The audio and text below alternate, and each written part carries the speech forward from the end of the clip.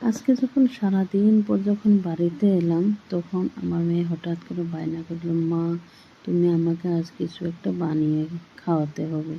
আমি এত তাড়াতাড়ি কী বানিয়ে খাওয়াই বলো তো ভাই? সারাদিনের ব্যস্ততা, তার এত ক্লান্তি, তার ঘরেতে এসে একটু রেস্ট নেব তারও কোনো উপায় নেই। কী করব বলো গাইস? একমাত্র মেয়ে বলে কথা আমার, তার তো বায়না আমাকে পূরণ করতেই হবে।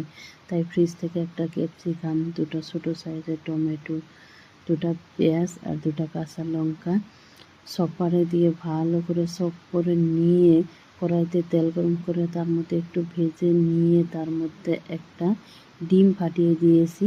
আর তার মধ্যে দিয়েছি পরিমাণ মতো নুন, একটু লঙ্কা গুঁড়ো, জিরে গুঁড়ো আর একটু হলুদ গুঁড়ো দিয়ে এদিকে অল্প একটু ময়দা মাখিয়ে রেখেছিলাম। তাতে বড় বড় সাইজের করে দুটা রুটি বেলে নিয়েছি।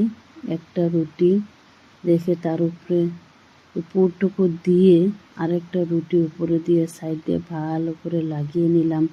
এদিকে কড়াইতে একটু তেল দিয়ে তার মধ্যে রুটিটা দিয়ে ভালো করে উল্টো পাল্টা করে ভেজে নিচ্ছি। এখন লাল লাল করে ভেজে নিচ্ছি। দেখতে যেমন সুন্দর হয়েছিল, খেতেও ভীষণ টেস্টি হয়েছিল।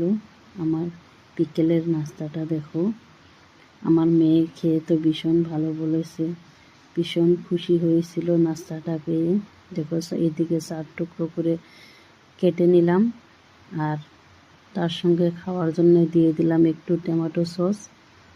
দেখো ভীষণ ভিতরটা ভীষণ সফট হয়েছিল আর উপরটা ভীষণ ক্রিস্পি হয়েছিল, খেতেও দুর্দান্ত স্বাদ হয়েছিল। যদি কেউ আমার চ্যানেলে নতুন হয়ে থাকে তাহলে আমার চ্যানেলটা সাবস্ক্রাইব করে দিও।